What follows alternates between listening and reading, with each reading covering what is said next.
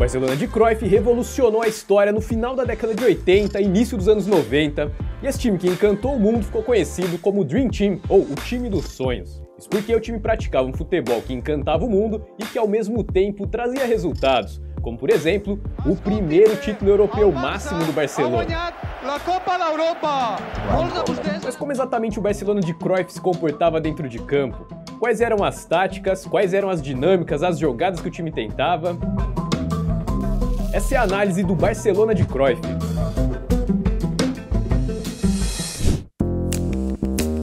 O Barcelona do Cruyff nem sempre foi conhecido como Dream Team. Isso aconteceu em 92 por conta da seleção de basquete americana, que tinha em sua humilde escalação nomes como Michael Jordan, Magic Johnson, Charles Barkley, Karl Malone, Patrick Ewing. E só lembrando que as Olimpíadas de 92 foram disputadas em Barcelona. Então, clima olímpico, o time do Barcelona voando dentro de campo, natural que a imprensa fosse fazer esse paralelo, então o time do Cruyff acabou herdando esse apelido da seleção norte-americana de basquete. Mas o Cruyff já dirigiu o Barcelona desde 1988, em 92 de fato não foi a primeira temporada dele à frente do time, foi a quarta. Agora a temporada de 91-92 foi, segundo o próprio Cruyff, o auge desse time. Abre aspas. Foram necessárias mais de 10 mil horas de treinamento para finalmente chegarmos ao Dream Team. Foram necessários 4 anos até chegarmos ao clímax, quando vencemos a Copa dos Campeões da Europa em 1992, disse o Cruyff em sua autobiografia.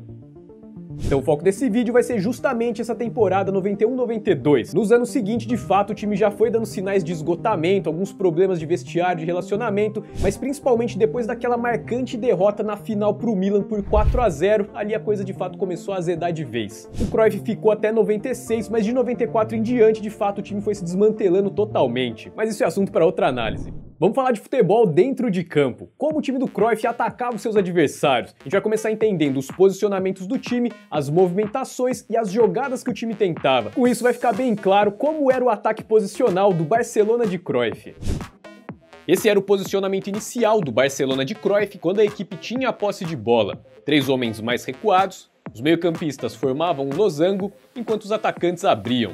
Mas a gente vai perceber ao longo da análise que esse posicionamento tinha muitas dinâmicas. Por exemplo, o Laudrup recuava bastante como falso 9.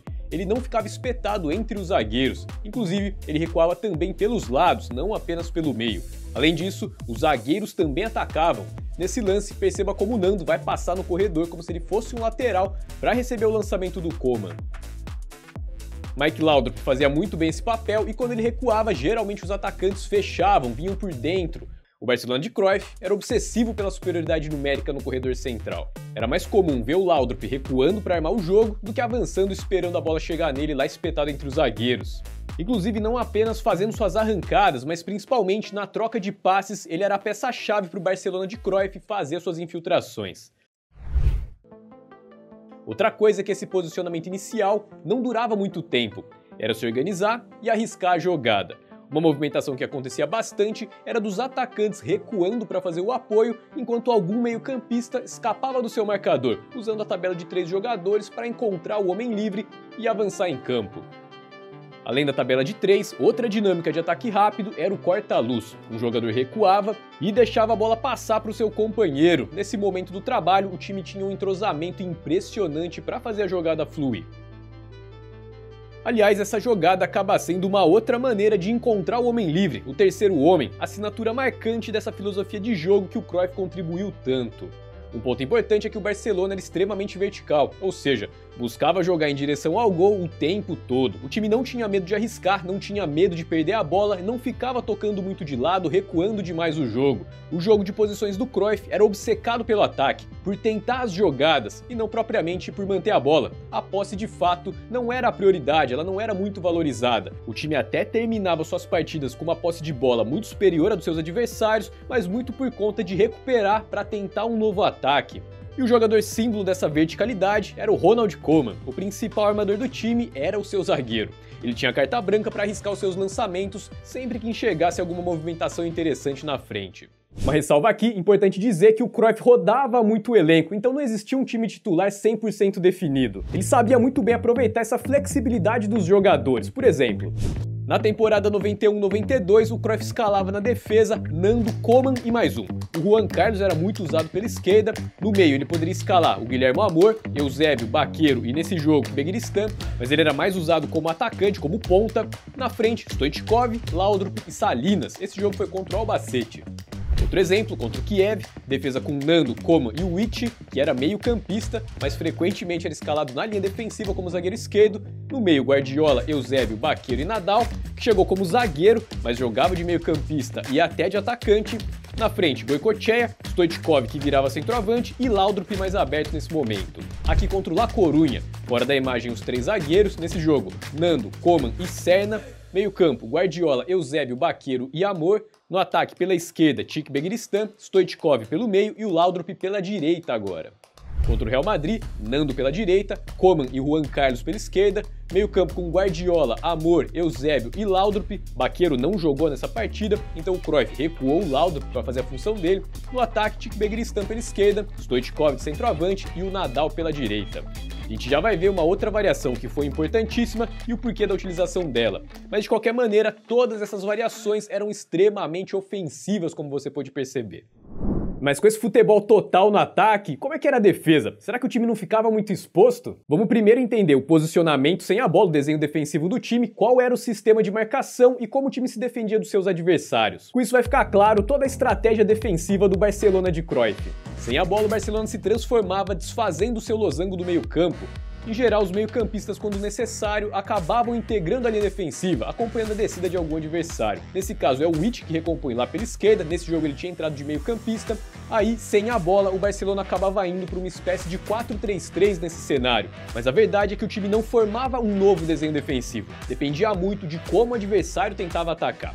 Por exemplo, aqui o Hagi vai infiltrar na área, então o seu marcador, o Amor, é quem recua para a linha defensiva. Outro ponto importante que se repetia é o Koeman saindo para cobrir o seu companheiro de zaga.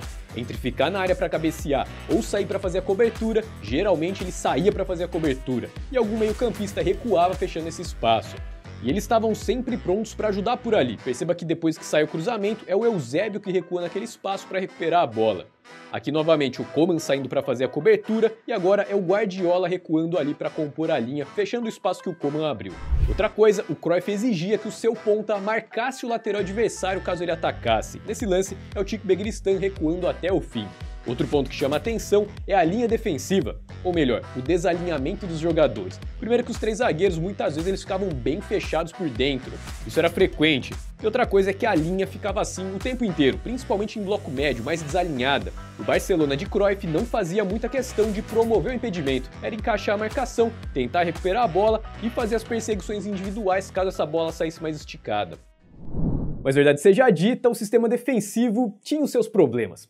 Natural, no futebol até hoje, na história do futebol inclusive, nenhum sistema defensivo se provou 100% eficiente, e talvez acho que isso nunca seja possível de ser alcançado. É sempre uma questão de quais riscos o time quer assumir, e o Cruyff é um cara que tinha uma propensão ao risco altíssimo, ele adorava um risco. Então fatalmente algum espaço ia aparecer, e um desses espaços inclusive por muito pouco não acabou com o sonho de conquistar a Europa. Vamos olhar um pouquinho mais de perto para entender qual era esse problema e como o Cruyff tentou corrigir, o que é bem interessante.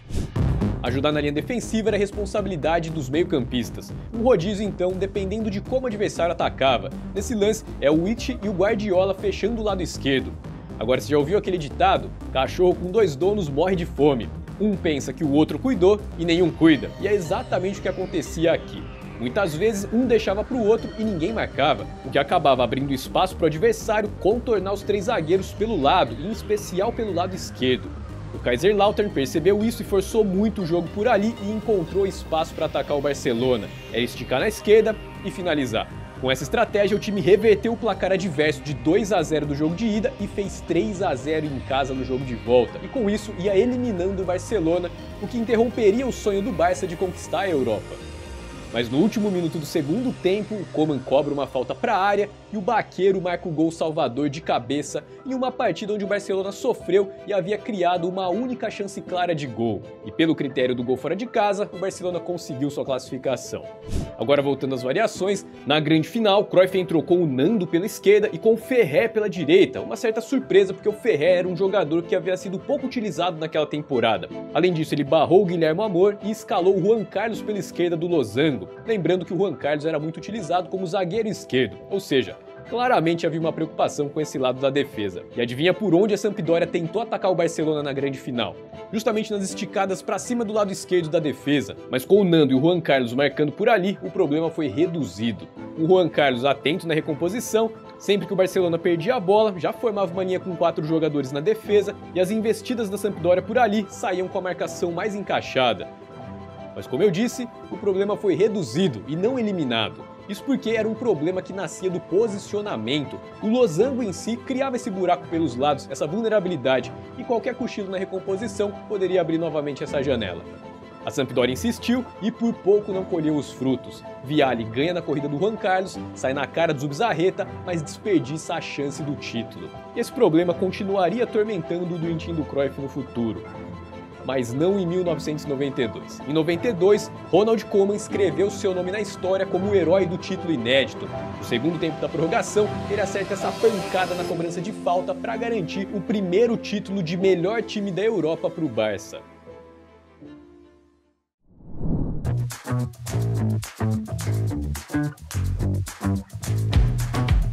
E aí, curtiu o Dream Team do Cruyff?